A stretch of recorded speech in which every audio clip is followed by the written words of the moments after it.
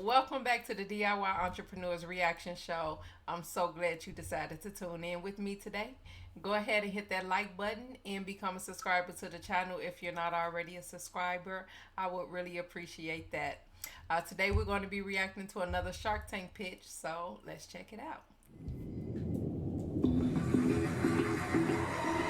Next in the tank is an innovation to a common kitchen tool.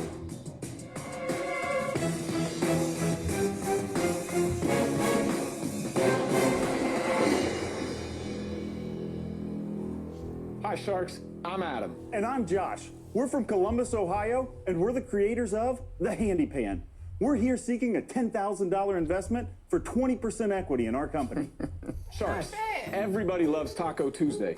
You know what nobody loves? Cleaning up the greasy, disgusting mess that follows cooking with a frying pan. We've all been there. You try pinching the lid, lose half your meat, still end up with grease in your tacos.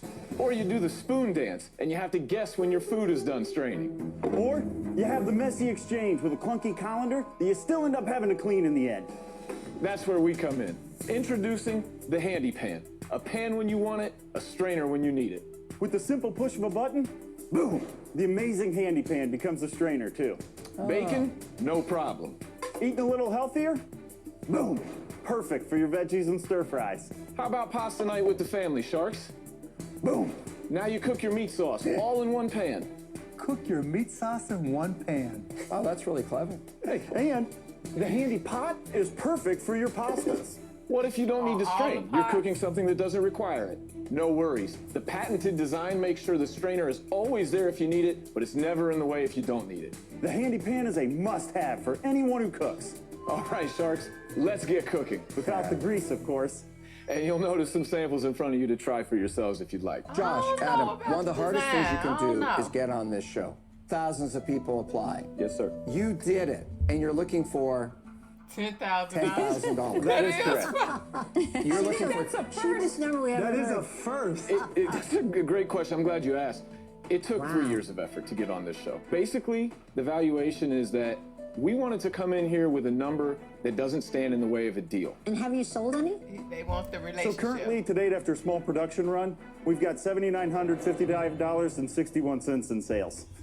Really? We understand with $7,900 in sales that we're not going to be able to ask for $1 million valuation, of course. That doesn't stop anybody. You've been in business 3 years. Why You're so right. few sales? Great question. The sales have been exclusively online. And what I believe is this is a product that's ripe for retail. How much does it cost? $29.99, and that included $29.99. shipping. And what does it cost to make?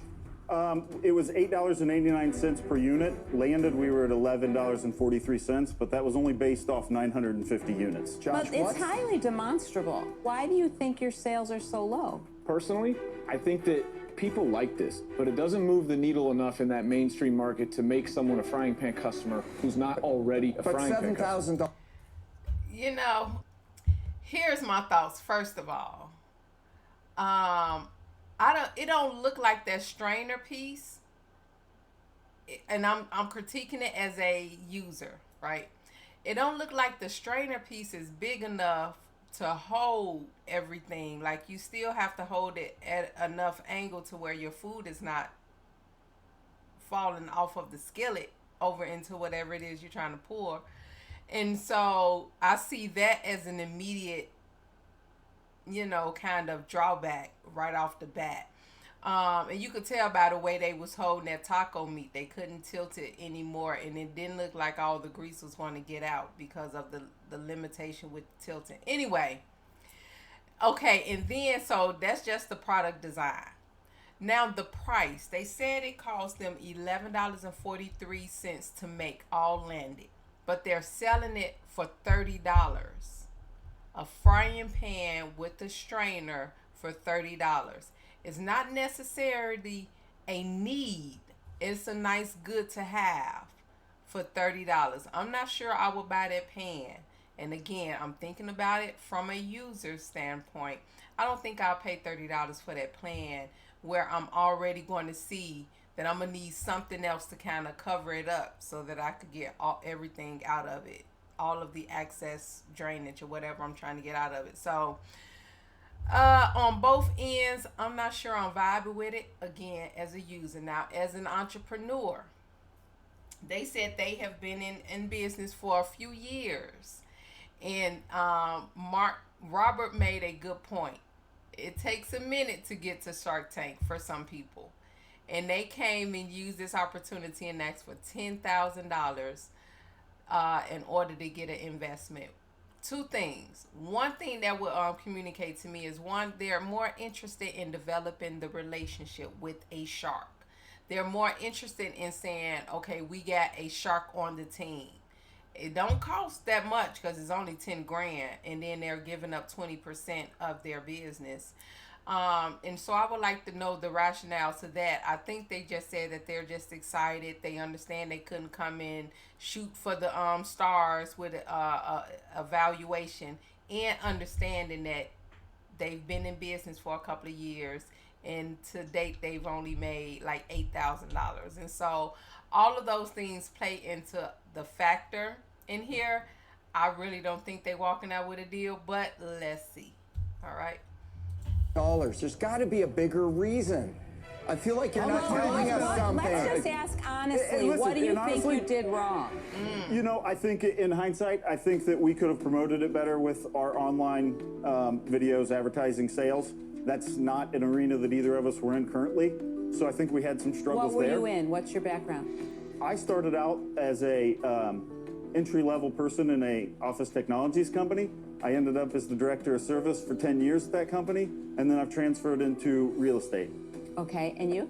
I am an attorney, and I actually am a server and a bartender a few nights a week at a local restaurant. And an attorney. What does that say about your attorney skills? Yeah. It says I need a break a few times a week and want to hit the off switch. Good clients. I don't know. Some rub me kind of different about their whole pitch. The whole pitch just rubs me kind of different. When he said he's an attorney, and a couple of days of the week he goes to pub. Now, I understand that can be just a hobby for some people, but, and then they're still working at this business that they've been trying to get off the ground for a few years. And so all of that speaks to the investor, a potential investor, what you've been doing, what you've been working on, what your focus has been, what you're doing currently. And I'm not sure they answered those questions. And the other guy, he kind of stumbled. He didn't give a direct thing as far as what he's been doing. He did say for 10 years he was working at an office supply place. And I hope I hope it's office supply. But he didn't seem to bring out and speak more to what those 10 years in that place was able to get him in his entrepreneurship journey. Like, what did he learn? He didn't speak to that. He just kind of brushed past it as though 10 years is not a long time to be with one company. I'm going to need you to sell a little bit more. So I don't think they're selling their entrepreneurship journey to their ability in front of these investors. Even coming in with asking for 10 grand is kind of like, okay, y'all couldn't raise this money on a GoFundMe somewhere before you got here, but That's where he finds his clients, yeah. What area of law? Criminal defense, mostly. Perfect! No, I'm going to tell you why it's $7,955 or whatever it is. Nobody cares. This is not a product that's ever going to sell. No, are you kidding me? Well, then how come there's no sales, Mark? Well, let's ask the right question then, right? How much money have you spent on advertising? For that amount of sales, we spent $553 There on you Facebook go, ads. right? It's very, very hard to sell direct to consumer online from your own website. So the next question becomes, did you try to sell these on Amazon? We did not. Oh, well, there's a Mistake big made. miss. But listen, I'm going to completely disagree with Kevin, all right? So I think that you probably just didn't have the right marketing savvy. When you're cooking, if you could just do this and drain out the grease, eureka. And you don't have to clean two things. The great part about the design and our patent is that it can fit on any size pan, any size pat. And you have a patent that covers all of this? We have design and utility on what you're holding. We have design issued on pot and pending utility on pot. So 3 of the 4 are issued. The value of having an attorney partner, right? Yeah. So listen, we've got a great product. Good point. Guys, it's a great product. Here's what doesn't make sense to me. You're obviously bright guys, right? You're a lawyer. But they got day jobs. Their back's not against the wall. I hear you, but we've had, over the 13 seasons, we've had people here with 3 jobs, no experience, never knew how to do video, never knew nothing about social, but when they need it and their back was up against the wall, they made it happen. You haven't done anything in 3 years. Because they got other jobs. Their back is not against the wall. Wait, you want to know something? I don't even care about all this. You asked for $10,000 for 20%? Yeah, I'll like give it to you. all this time. Come on. Done? We're done. Absolutely. Done. Good, got a deal. Okay. There you go. Smart, Lori, smart. That was I mean, seriously, what do I have to lose? Absolutely. Thank you so much. Okay. one. I love that Lori just dropped the gun because they was spending a lot of time on granting these guys $10,000.